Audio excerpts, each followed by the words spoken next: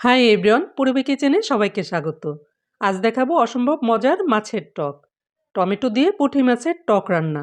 অল্প সময়ে অল্প তেল মশলায় এই মজার রান্নাটি পেতে হলে ভিডিওটি সম্পূর্ণ দেখবেন। আশা করি ভালো লাগবে। ভিডিওটি ভালো লাগলে চ্যানেলটিকে সাবস্ক্রাইব করে সবার সঙ্গে শেয়ার করবেন। এতে করে অনেকেই উপকৃত হবেন। রান্নাটি করার জন্য কী লাগছে প্রথমেই দেখিয়ে দিচ্ছি। পুঁটি মাছ ৩০০ গ্রাম। মাছগুলোকে কেটে বেছে পরিষ্কার করে ধুয়ে নিয়েছি। টমেটো ২০০ গ্রাম, এগুলোকে এভাবে টুকরো করে নিয়েছি। পেঁয়াজ কুচি ২-৩টি, কাঁচামরিচ ফালি ২-৩টি, আধা চা চামচ করে ১ চা চামচ আদা রসুন বাটা, কিছুটা ধনেপাতা কুচি, আর লাগবে আধা চা চামচ গোটা সরিষা। এছাড়া কিছু শুকনো মশলা এবং লবণ, তেল তো লাগবেই। এবার রান্নায় চলে যাই। তার জন্য চুলায় একটি কড়াই গরম করে এর মধ্যে দিয়েছি সামান্য লবণ। কড়াইটাকে ভালো করে গরম করে এবার মাছগুলোকে সামান্য হলুদ এবং লবণ দিয়ে মাখিয়ে ভেজে নেব।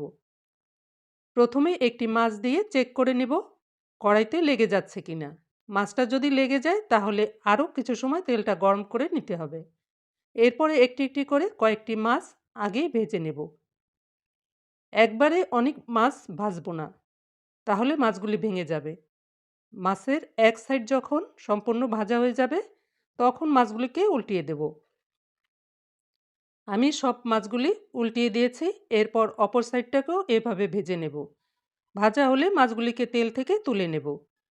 এরপর ওই তেলের মধ্যেই আরও ১ টেবিল চামচ তেল দিয়ে দিলাম। তেলটা গরম হলে আধা চা চামচ সরিষা দিয়ে ফোড়ন দিয়েছি। সরিষাটা ফুটে উঠলেই দিয়েছি পেঁয়াজ কুচি। পেঁয়াজটা নরম হওয়া পর্যন্ত ভেজে নেব। দিয়েছি ১ চা চামচ আদা রসুন বাটা। আদা রসুনের কাঁচা গন্ধটা যাওয়া পর্যন্ত কষিয়ে নেব। এরপর দিয়েছি হলুদের গুঁড়ো, জিরে গুঁড়ো, ধনে গুঁড়ো, মরিচের গুঁড়ো এবং সামান্য লবণ। সব গুঁড়ো মশলাই আমি সামান্য করে দিয়েছি। আর মাছগুলি তো আগেই লবণ এবং হলুদ দিয়ে ভেজে রেখেছি। এরপরে সামান্য পানি দিয়ে দিলাম যেন মশলাটা পুড়ে না যায়। এখন এগুলোকে ভালো করে কষিয়ে নেব। মশলাটা কষানো হলে এর মধ্যে দিয়েছি কেটে রাখা টমেটোগুলো। আমি টমেটোর জন্য আরও একটু লবণ দিয়ে দিলাম। টমেটোগুলোকে মশলার সঙ্গে ভালো করে কষিয়ে নিয়েছি। এরপর সিদ্ধ হওয়ার জন্য ২ মিনিটের জন্য ঢেকে রাখব। ২ মিনিট পরে ঢাকনাটা তুলে নিলাম। টমেটোগুলো সুন্দরভাবে সিদ্ধ হয়ে গেছে। এখন টমেটোগুলোকে নেড়েচেড়ে এভাবে ভেঙে দিয়েছি। এরপরে দিয়েছি ভেজে রাখা পুঁটি মাছগুলো। ২-৩টি কাঁচা লঙ্কা ফালি। আর দিয়েছি ঝোলের জন্য গরম পানি। অবশ্যই গরম পানি দিবেন।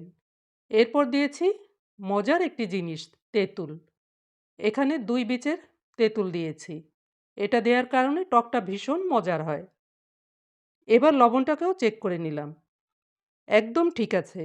চুলার জালটাকে মিডিয়াম আঁচে রেখে রান্নাটা করে নেব। এরপর ২-৩ মিনিটের জন্য ঢাকনাটা দিয়ে ঢেকে অপেক্ষা করব।